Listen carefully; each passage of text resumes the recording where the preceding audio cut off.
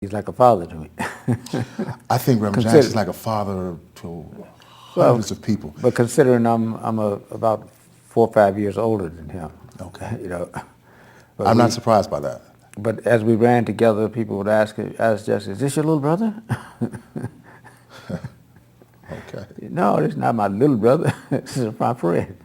But the point is, Jesse has done a lot for our communities around the world and has not gotten the proper recognition for it because he did not reach the plateau of Barack Obama politically, but he opened the door for Barack Obama to do just what he did. The people were used to an individual running around the country and that was of a different color. And Al Sharpton ran for president and did not jump out of the race because he lost a couple of primaries. Stayed in the race. That's what Jesse did. Jesse stayed in the race until the end, and he had enough delegates to do some damage. Okay, so but he didn't do a damage. He made friends with the party and got some things for people. His running created untold number of sheriffs and county commissioners in Mississippi and Alabama and Arkansas and those places, because black people, if you got a black man running for president, I could at least run for sheriff in a county that's majority black. I can understand and appreciate the sacrifice and the leadership. They had never thought about that before. You know, these people had never thought about running for sheriff before in a county that's Surely it was possible. 100% black. Not 100%, but majority black. Well, you think it all goes back to that cry that I heard as they were coming down the street, "I am somebody." Mm-hmm. And that's one thing that we as a people fail to recognize, that we are somebody. And the level of violence in our communities is a manifestation of that. So as we talked about why they don't feel they're somebody. You talked about the school system. Do you think they truly have an educational system in this country or in this world? Well, it's three things: it's social, it's economic, it's political. So it's social, it's economic, it's political. But do they have an educational system? Are they educating? In our communities? Yes. Not just our communities, I'm talking about of the world.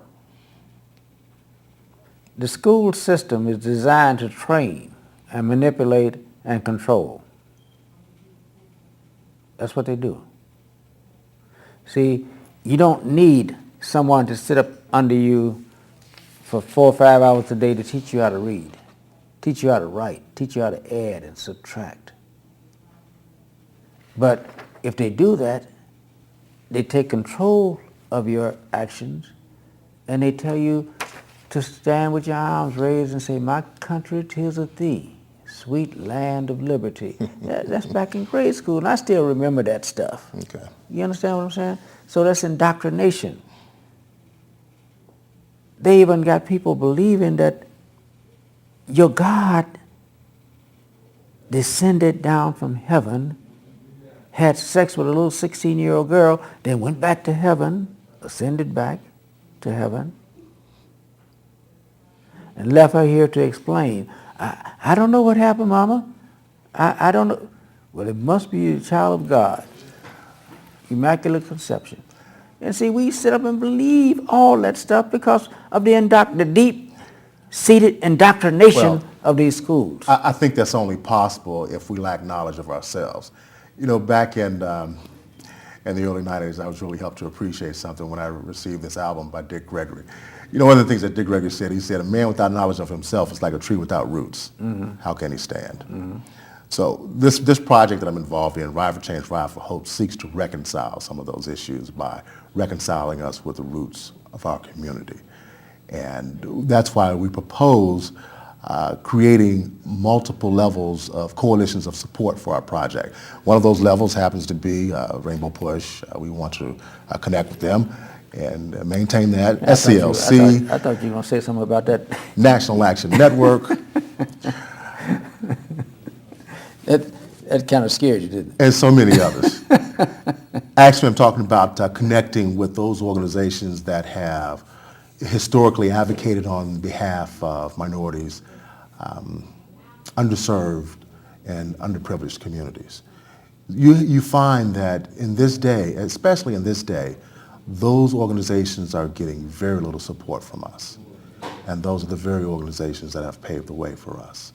So that's why I reached out to the King Center, and we're partnering now with the Lorraine Motel, the National Civil Rights Museum in Memphis, Tennessee, the John Hope Franklin Center. Today, a group from Tulsa, Oklahoma signed on to become part of our Right for Change, Right for Hope project.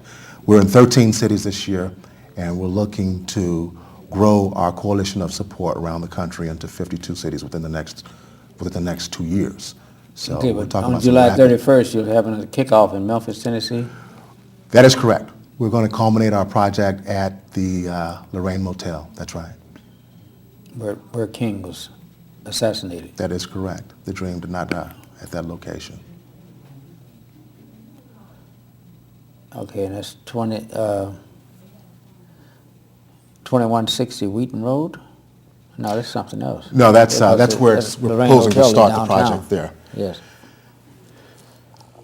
Yeah, because Lorraine Hotel is downtown Memphis. That's right. So imagine that. Imagine that the community is able to reconcile its issues by reconciling its heritage and bringing those values back that enabled us to make the progress that we have today. We can propel our culture by reconciling what's inside of us. Right. Okay, we're going to take a break, Terry, and I want you, when we come back, I want you to respond to what I said, if you're not afraid. We'll be right back. World. Come to Golden